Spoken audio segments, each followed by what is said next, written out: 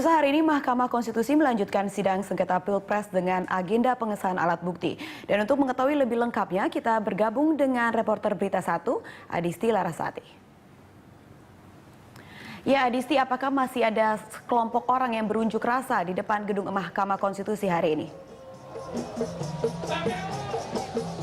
Iya, Ira, sementara di dalam gedung Mahkamah Konstitusi tengah berjalan sidang lanjutan ke-8 dengan pembahasan pengesahan bukti tertulis. Dan sementara itu situasi dan kondisi terkini di depan gedung Mahkamah Konstitusi saat ini massa pendukung Prabowo Hatta terus berdatangan.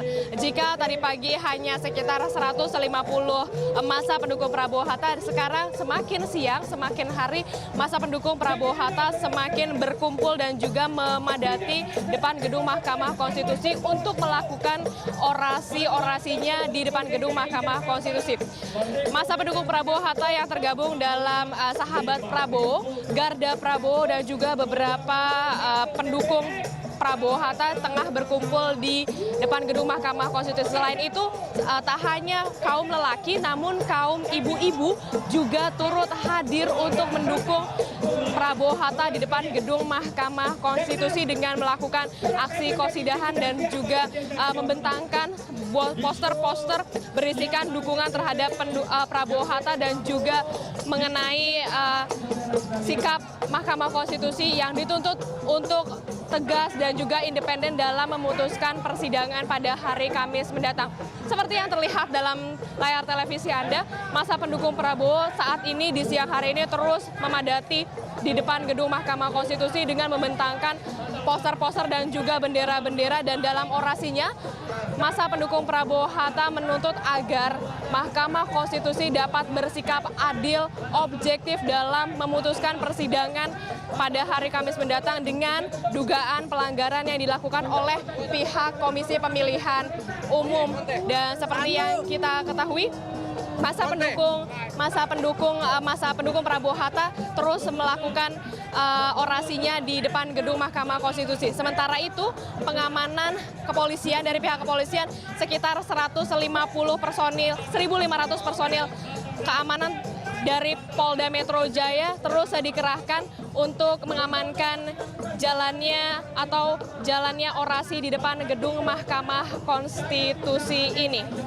Dan tak hanya 1.500 personil keamanan yang dikerahkan dalam depan gedung Mahkamah Konstitusi ini, ada 4 lapis keamanan yang disiagakan dan juga 2 unit water cannon yang memang disiagakan untuk mengantisipasi jika nantinya aksi pendukung Prabowo Hatta ini melakukan aksi kerusuhan atau kericuhan.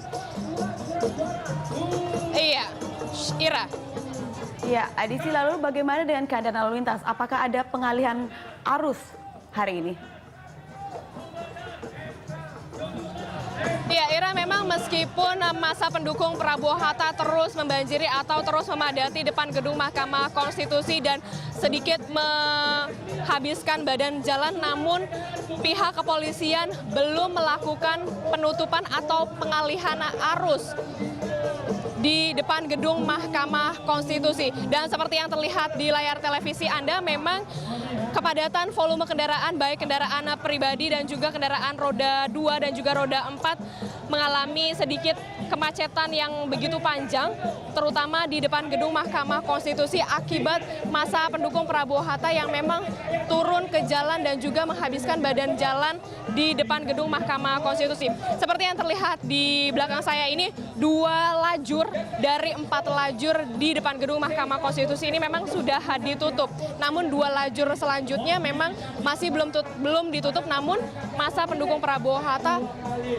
masih berdiri dan juga melakukan orasinya di lajur yang memang masih dilakukan atau dilewati oleh kendaraan roda 2 dan juga roda 4. Bagi Anda, pengendara roda 2 dan juga roda 4 dihimbau untuk tidak melalui jalur depan gedung Mahkamah Konstitusi karena memang semakin banyaknya massa pendukung Prabowo Hatta yang terus berorasi di depan gedung Mahkamah Konstitusi mengakibatkan kemacetan yang begitu panjang di depan gedung Mahkamah Konstitusi. Sementara itu yang dapat kami laporkan langsung dari depan gedung Mahkamah Konstitusi Jakarta, kembali ke Ira di studio. Ya, baik, terima kasih pemirsa. Demikian Adisti Larasati melaporkan langsung dari gedung Mahkamah Konstitusi Jakarta Pusat.